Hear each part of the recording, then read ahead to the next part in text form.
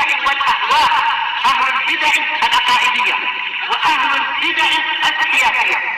نقول بيننا وبينكم السلف، بيننا وبينكم الكتب، كان فيقول البدع بيننا وبينكم. الرحمن الرحيم. قال الإمام النووي رحمه الله تعالى: الحديث الثامن والعشرون بعد 700. Wa an Abdullah bin Umar radhiyallahu anhuma anna Umar radhiyallahu anhu hina ta'ayyamat bintuhu Hafsah. Dari Abdullah bin Umar radhiyallahu anhuma bahwasanya ayahnya yaitu Umar bin Khattab tatkala anak perempuannya yaitu Hafsah saudari Umar ta'ayyamat yaitu menyendiri karena apa? Suaminya wafat. Berarti siapa ini? Umar. Umar bercerita, laki itu Utsman bin Affan radhiyallahu an. Saya berjumpa dengan Utsman bin Affan radhiyallahu an, fa'aradtu alaihi Hafsah. Lalu saya menawarkan kepadanya Hafsah untuk mengawini Hafsah. Faqultu in syi'ta ankahtuka Hafsah binta Umar. Kalau engkau mau, saya akan menikahkanmu dengan Hafsah bintu Umar. Faqal sa'anzuru fi amri. Maka dia mengatakan, saya akan memeriksa urusan saya, itu saya akan berpikir dulu. Falabithtu layali. Kemudian saya pun menunggu, yaitu tinggal selama sekian malam. Summa laqiyani. Kemudian Utsman berjumpa denganku. Faqal qad badali alla atazawwaja yaumi hadza. Telah nampak bagi saya untuk saya tidak menikah pada hari saya ini, yaitu saya memilih demikian. Falaqitu Abu Bakr as-Siddiq radhiyallahu an. Lalu saya berjumpa dengan Abu Bakar as-Siddiq radhiyallahu an. Faqultu, saya mengatakan, in syi'ta ankahtuka Hafsah binta Umar. Kalau Anda mau, saya akan menikahkan Anda dengan Hafsah bintu Umar. Fasamata Abu Bakrin radhiyallahu an. Abu Bakar radhiyallahu an diam. Falam yarji ilayya syai'a. Dia tidak menjawab saya sedikit pun. Fakuntu alaihi aujada minni ala Utsman. Maka saya lebih marah pada dia daripada kemarahan saya pada Utsman. Fala bisat layali. Hafsah yaitu tinggal selama sekian malam. Summa khatabahan nabiyyu sallallahu alaihi wasallam. Lalu Nabi Shallallahu Alaihi Wasallam merisiknya, melamarnya. Fa'angkahtuha iyah. Kemudian saya menikahkan dia dengan Rasulullah Shallallahu Alaihi Wasallam. Falaqiyani Abu Bakar. Kemudian Abu Bakar menjumpai saya. Faqal, Abu Bakar berkata, la'allaka wajadta alayya hina aradta alayya Hafsah falam arji ilaika syai'a. Boleh jadi engkau marah pada saya tatkala engkau menawarkan pada saya Hafsah, namun saya tidak menjawabmu sedikit pun. Faqultu na'am, ya. Umar ya tegas saya. Ya, saya marah. Baik. Qal fa innahu lam yamna'ni an arji'a ilaika fima aradta alayya. Maka beliau mengatakan, sesungguhnya tidak ada yang menghalangi saya untuk menjawab apa yang Anda tawarkan kepada saya, illa anni kuntu alim. Kecuali karena saya dulu mengetahui anna Nabiyya sallallahu alaihi wasallam dzakaraha, bahwasanya Nabi sallallahu alaihi wasallam telah menyebut-nyebut Hafsah. Falam akun li ufshiya sirra Rasulillah sallallahu alaihi wasallam. Maka saya tidak akan menyebarkan rahasia Rasulullah sallallahu alaihi wasallam. Ini sisi pendalilan yang diinginkan oleh Imam Nawawi di sini. Walau tarakahan Nabiyyu sallallahu alaihi wasallam la qabiltuha. Seandainya Nabi sallallahu alaihi wasallam meninggalkan Hafsah, yaitu tidak menikahinya, pastilah saya menerima Hafsah. Rawahul Bukhari. Kata Imam Nawawi, qauluhu ta'ayyamat ay sarat bila zauj, yaitu tidak memiliki suami. Wa kana zaujuha tuwfi radhiyallahu an. Suaminya ini juga sahabat telah wafat radhiyallahu an. Wajata ay ghadibta, engkau marah. Baik. Diceritakan oleh Ibnu Umar di sini, tatkala Hafsah bintu Umar ta'ayyamat, disebutkan oleh Al-Hafidz Ibnu Hajar, yaitu apa? Sarat ayyiman. Dan ini adalah mudzakkar dan muannas. Ayman itu boleh mudzakkar, boleh muannas. Jamaknya sama, yaitu ayama, yang bersendirian. Laqitu Utsman bin Affan radhiyallahu an. Saya berjumpa dengan Utsman bin Affan radhiyallahu an, fa'aratu alaihi Hafsah. Saya menawarkan kepadanya Hafsah. Disebutkan oleh Al-Hafidz dalam riwayat-riwayat yang lain di luar Bukhari, yaitu Utsman ketika itu istrinya yaitu Ruqayyah telah meninggal. Maka Umar menawarkan kepada Juda ini untuk menikah dengan Hafsah. Dan ini menunjukkan kedekatan Umar dengan Utsman dan keagungan Utsman, sehingga Umar mau untuk menawarkan kepada Utsman dan suka apabila Utsman menjadi menantunya. Jaraknya berapa ya usianya ya? Mungkin 12 tahun ya, Utsman lebih muda.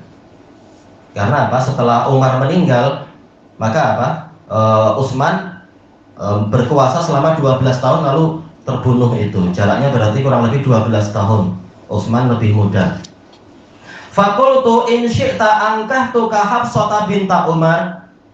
Kalau engkau mau, maka aku nikahkan engkau dengan Hafsah bintu Umar. Berarti apa? Pernikahan memang tak boleh dipaksakan. Sebagaimana juga dalam hadis yang sahih, yaitu apa? Seorang wali tak boleh menikah, tak boleh memaksakan anaknya untuk kawin dengan orang yang tidak dia cintai. Nah, demikian pula ini, jangan seperti sebagian raja-raja di beberapa negara itu. Kalau engkau tak mau kawin dengan anakku, nah, tahu rasa engkau nanti. Ini memaksa, tak boleh. Ini yang kawin anaknya, bukan engkau. Cuma terkadang perkawinan dibangun di atas politik atau apa itu, perniagaan atau apa, yang jadi mangsa akhirnya si anaknya. Baik, maka ini tanpa ada paksaan. Tapi ya, walaupun tanpa ada paksaan, kalau ditolak tentunya biasa, tetap akan sakit. Orang ini sudah saya harapkan, saya suka dia, ternyata tak nak pula misalkan. Ya jelas itu menyakitkan hati. Ini wajar. Faqala sa'anzuru fi amri. Maka Utsman memang beliau pemalu, maka beliau menolak dengan cara apa? Sangat beradab. Tidak langsung serta-merta menolak, tapi minta waktu dulu. Saya akan berpikir dulu. Kata Al-Hafidz, sa'anzuru fi amri maksudnya adalah ufakir. Saya akan berpikir dulu. Baik. Falabistu layali, saya tinggal selama sekian malam, yaitu menunggu, tidak kemudian menawarkan ke yang lain, karena memang beliau sangat mengharapkan Utsman. Summalaqiyani, kemudian Utsman berjumpa dengan saya, faqal qad badali alla atazawwaja yaumi hadza. Telah nampak bagi saya, yaitu setelah saya berpikir, maka yang nampak bagi saya adalah hari ini saya tidak menikah, ya, dengan adab, menolak dengan cara yang baik-baik. Falaqitu Abu Bakr as-Siddiq radhiyallahu an. Lalu saya menjumpai Abu Bakar as-Siddiq radhiyallahu an. Faqultu in syi'ta ankahtuka Hafsah binta Umar. Kalau engkau mau, saya akan menikahkan engkau dengan Hafsah bintu Umar. Baik, ini juga menawarkan, dan ini menunjukkan keagungan Abu Bakar. Nah, siapa yang mengingkari itu di kalangan sahabat? Karena dalam cerita ini memang hanya mereka berdua yang ditawari. Baik. Dan memang yang terbaik memang itu sudah Abu Bakar, Umar, Utsman. Baik. Maka yang ditawari memang hanya mereka berdua lebih dulu dari cerita ini. Dan kata Al-Hafidz ini menunjukkan boleh seorang ayah itu mencarikan menantu untuk anaknya, walaupun nanti anaknya juga ditawari mau tak dengan yang seperti ini, tak dipaksa, tapi ayahnya sendiri berusaha. Jangan membiarkan anakku sudah dewasa, boleh berpikir sendiri, carilah mana di university mana atau di negara mana, entah hasilnya apa tak tahu. Na'udzubillah, akhirnya celaka anaknya. Tak, ini ayah yang soleh akan berusaha mencarikan untuk anaknya orang-orang yang sesuai dan seterusnya. Maka ditawarkan pada Abu Bakar. Kata Al-Hafidz, walaupun yang ditawari ini sudah menikah, tak mengapa. Yang pertama Juda, yang ini sudah punya istri, yaitu Ummu Ruman, Abu Bakar as-Siddiq. Baik, ini tak mengapa. Karena apa? Yang terpenting bukan masalah dia janda Juda atau perjaka, teruna atau yang sudah kawin. Yang penting apakah laki-laki ini layak, apakah tidak layak, apakah dia baik atau tidak baik, dan seterusnya. Baik, maka Umar menawarkan pada Abu Bakar, walaupun Abu Bakar jelas 2 tahun lebih tua dari Umar, tak masalah. Yang penting apa? Yang penting sesuai. Kalau tak sesuai ya tak perlu. Baik. Kemudian fasomata Abu Bakrin radhiyallahu an. Abu Bakar diam. Kemudian ditambah falam yarji ilayya syai'a. Dia tidak menjawab ucapan saya sedikit pun. Kata Al-Hafidh, ini sebagai penguat dari lafaz pertama agar orang tidak salah sangka. Mungkin diam tapi setelah itu bisik-bisik ikut mengatakan tak naklah atau apa. Tak. Umar mengatakan Abu Bakar diam dan mengatakan apa? Abu Bakar sama sekali tidak menjawab. Jadi memang betul-betul diamnya adalah diam yang murni. Dan tentunya apa? Ini lebih menyakitkan lagi. Didiamkan, padahal sudah menawarkan anak lagi, didiamkan. Makanya Umar mengatakan fakuntu alaihi aujada minni ala Utsman. Saya lebih marah kepadanya daripada kemarahan saya pada Utsman. Kata Al-Hafidh, aujada yaitu asyadda ghadaban, yaitu saya lebih marah. Jadi walaupun Umar tentunya tidak memarahi Utsman sudah beradab, tapi tetap seorang ayah kecewa. Tapi lebih kecewa lagi dan lebih marah kepada Abu Bakar karena tak mau bicara sama sekali. Kemudian fala bisat layali. Kalau tadi labis itu saya yang menunggu. Nah, sekarang kembali ke asal cerita, yaitu anaknya, yaitu Hafsah terdiam selama sekian malam. Tentunya ini setelah masa iddah tentunya. Summa khatabahan Nabiyyu sallallahu alaihi wasallam. Lalu Nabi SAW yang melamarnya, merisiknya. Ternyata di balik musibah ada kenikmatan. Musibah pertama ditolak orang yang diharapkan dengan cara yang halus. Musibah kedua ditolak lebih berat lagi, didiamkan. Tapi di balik itu ternyata ada hikmah yang lebih besar. Orang terbaik di dunia yang melamarnya, yaitu Nabi Muhammad SAW. Kalau dalam riwayat yang lain kata Al-Hafidh, maka Nabi menghibur menghibur Umar, mengatakan Utsman nanti akan berbesanan dengan orang yang lebih baik daripada engkau, dan engkau akan berbesanan dengan orang yang lebih baik daripada Utsman. Iya, Utsman dinikahkan oleh Nabi dengan anak yang satu lagi, yaitu Ummu Kulsum. Lebih baik tentunya daripada berbesanan dengan Umar. Sementara Umar tidak berbesanan dengan Utsman, tapi bahkan yang lebih baik, yaitu dengan Nabi. Jadi kedua-duanya mendapatkan yang terbaik istilahnya. Jadi tak perlu marah-marah lagi, masing-masing sudah ada bagian. Fa'angkah tuha iyah, lalu saya menikahkan fa'angkah tuha iyah, saya menikahkan Hafsah dengan Nabi SAW. Falaqiyani Abu Bakar, kemudian Abu Bakar jumpa dengan saya. Tak tahu apakah jumpanya setelah itu atau di walimah, tak disebut. Tapi kata Al-Hafidh, ini menunjukkan waktunya dekat. Begitu ada pernikahan lalu Abu Bakar datang untuk menyampaikan uzur. Faqala allaka wajata alayya hina aratta alayya Hafsah falam arji ilaika syai'a. Boleh jadi engkau marah kepada saya tatkala engkau menawarkan kepada saya Hafsah, namun saya tidak menjawabmu sedikit pun. Faqultu na'am, ya saya memang marah. Baik. Qal fa innahu lam yamna'ni an arji'a ilaika fima arata alayya. Sesungguhnya tidak ada yang menghalangi saya untuk menjawabmu, entah menjawab dengan menerima atau tidak menerima di dalam penawaranmu itu, illa anni kuntu alimtu anna nabiyya sallallahu alaihi wasallam dzakaraha, kecuali karena saya dulu tahu bahwasanya Nabi telah menyebutkan Hafsah. Kata Al-Hafidh Ibnu Hajar, ini menunjukkan bahwasanya bagaimana Abu Bakar tahu tentang keinginan Nabi, sementara para sahabat yang lain pun tak tahu. Padahal Umar juga termasuk sahabat terdekat, itu pun tak tahu keinginan Nabi. Padahal ini terkait dengan Umar dan keluarganya. Bagaimana Umar tak tahu tapi Abu Bakar tahu? Ini menunjukkan memang ada kemungkinan Nabi sama sekali tidak merahasiakan apa-apa dengan Abu Bakar. Karena memang Abu Bakar adalah orang yang terdekat, terbaik, teman musyawarah Nabi dan sebagainya. Dan kata Al-Hafidh, di sini ada pelajaran boleh seseorang itu dia membicarakan akan melamar wanita lain kepada mentuanya sendiri. Sementara Abu Bakar mentuanya Nabi, tapi Abu Bakar tak marah. Walaupun ini sudah kawin dengan anak saya, mau cari wanita lain lagi, tak ada. Abu Bakar mengatakan yang demikian. Baik.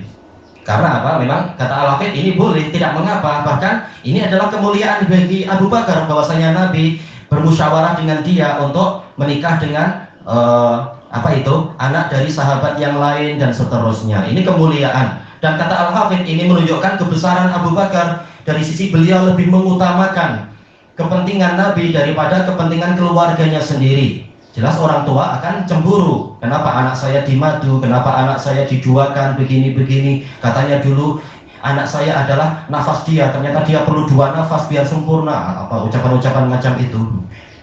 Tak masalah. Karena apa? Ini adalah halal dan ini adalah kemuliaan menjadi teman musyawarah. Baik.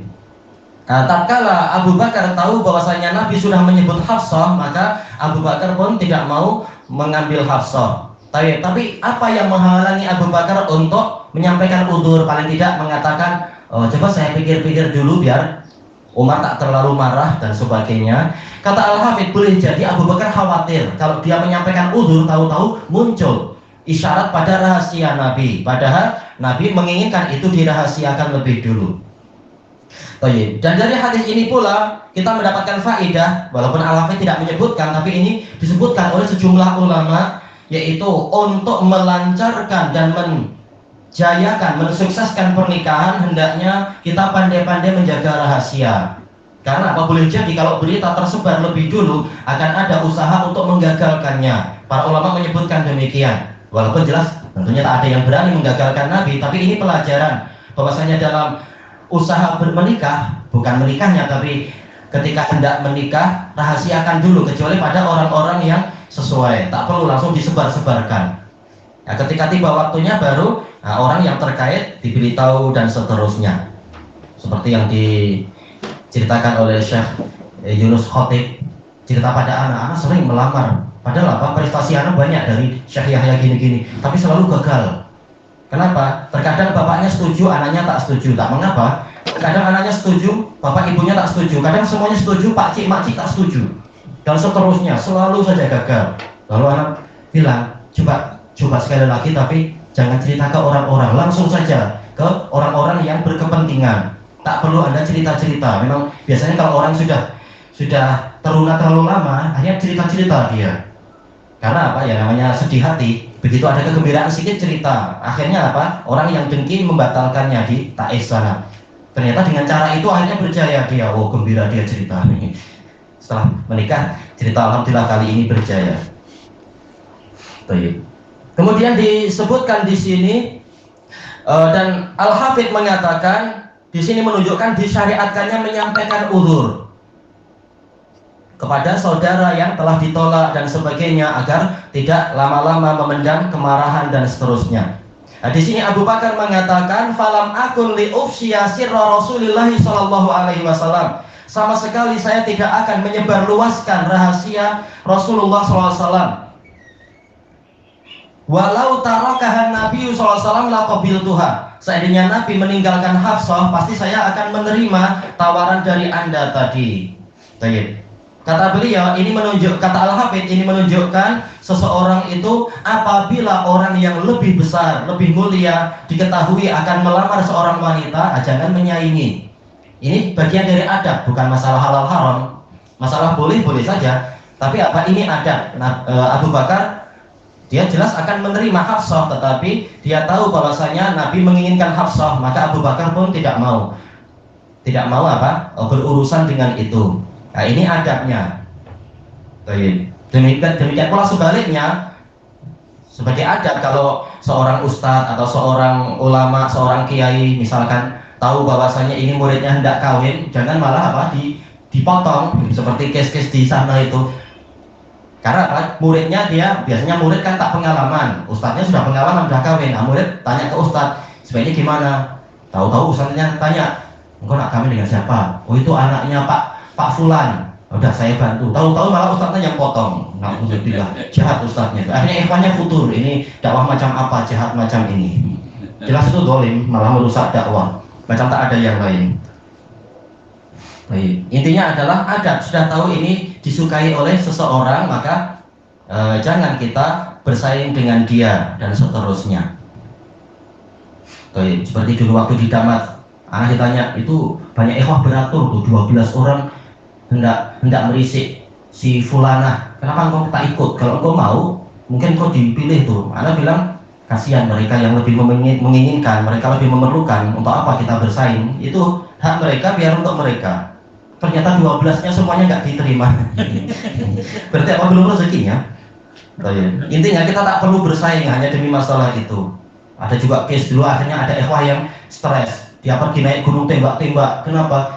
Karena lamarannya tak diterima. Yang diterima orang lain yang lebih handsome. Itu kasihan memang, jelas seperti itu. Tak perlu bersaing antara saudara, tak perlu bersaing. Ini masalah adat, masalah halal aja. Terserah nanti wanitanya pilih yang mana, terserah.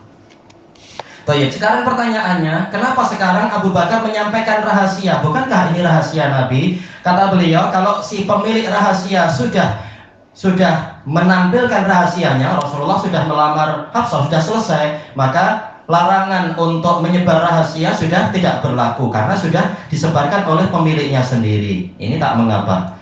Tayyib, ilahuna wallahu a'lam. Subhanakallahumma wa bihamdika la ilaha illa anta astaghfiruka wa atubu ilaik. Alhamdulillahirabbil alamin. Jazakumullahu khairan.